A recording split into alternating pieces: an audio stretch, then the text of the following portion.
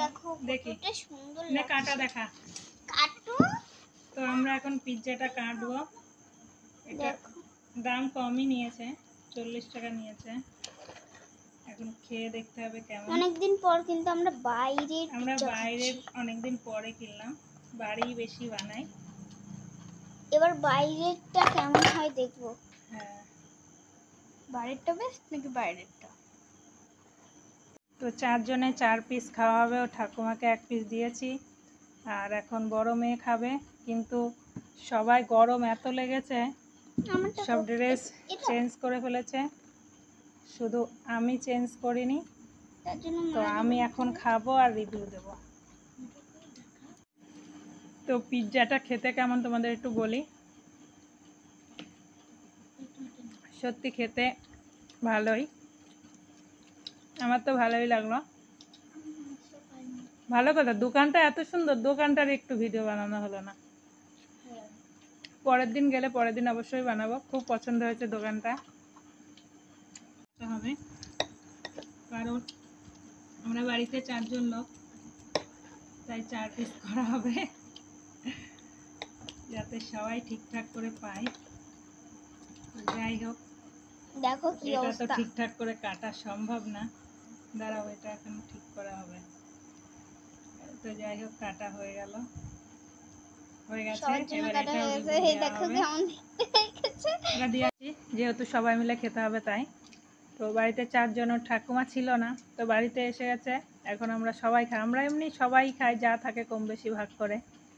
তো পিসগুলো তো ঠিকঠাকই ছিল, বড়ই ছিল। তো এটা কিন্তু চিকেন বার্গার না, ভেজ বার্গার, কিন্তু বললো ভালো। বার্গারটা কেমন লাগলো বলো। খুব খুব সুন্দর। তো দোকানদার আমাদের বলল একবার খেলে বারবার আসতে হবে। গোবরডাঙ্গা তো আমরা বেশি যাই না, তাহলে বারবার যেতাম। একবার গেলে তোমাদেরকে বলবো কোন কিন্তু ভালো লাগলো, তাই তো।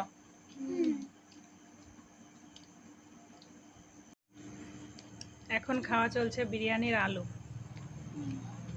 সেই স্বাদ।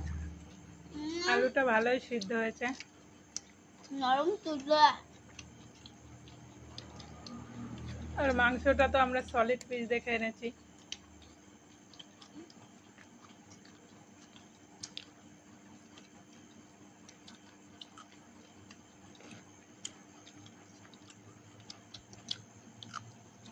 মেয়েরা কি রিভিউ দেবে খাওয়ার জন্য, আর গরম লেগে গেছে, তাই আজকে গরম পড়েছে। রিভিউ আমি একা দিচ্ছি।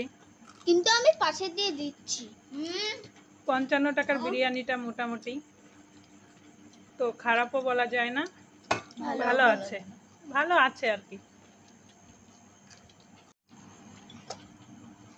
তোমরা বিরিয়ানি খেতে গেলে ওই দোকানটাতে যেও, গোবরডাঙ্গা 55 স্টেশনে। টাকার ভালো খেতে। আর দোকানের আলুটা, আর ভিডিও বানানো হয়নি, অতটা এনার্জি ছিল না আমাদের। আর আলুটা নরম তুলতুলে। যা খেতে হয়েছে না। আমাদের বলেছিল মাংস কিরকম দেবে, হাড় দেখে না সলিড দেখে। আমরা সলিড দেখে নিয়েছি। এই যে পুরো পিসটা দেখাতে ভুলে গেছি, তার জন্য ওটা দেখিয়ে দিলাম। একটু